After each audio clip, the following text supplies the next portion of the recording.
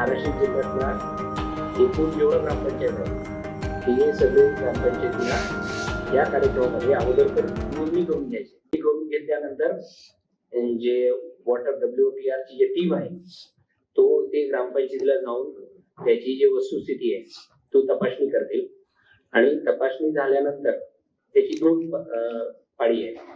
तपासणी झाल्यानंतर जे चांगला 3 ग्रामपंचायती आहे त्यांनी पुरस्कार डिक्लेअर केले होते. त्याची रक्कम जवळपास प्रथम पारितोषिक 5 लाख, द्वितीय पारितोषिक 3 लाख आणि तृतीय पारितोषिक 1 लाख आहे.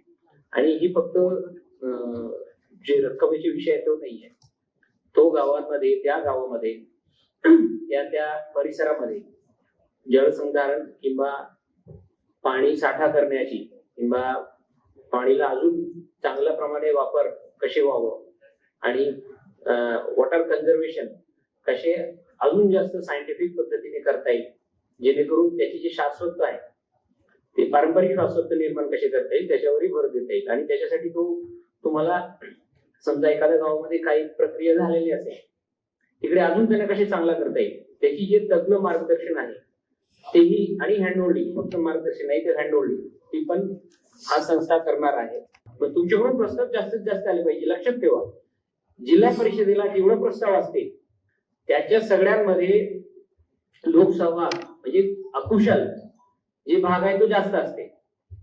जेवढं अकुशल कामे तुम्ही करू शकते पाणी संचालनासाठी तेवढं जिल्ह्यांसाठी चांगलं आहे.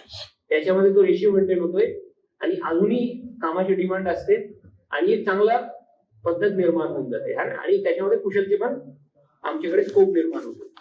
तर मला वाटतं की आज या ठिकाणी तुम्ही सगळे आले आणि सदर कार्यक्रमामध्ये तुमचे चांगलं आणि योग्य मार्गदर्शन होईल याची मी अपेक्षा करतो.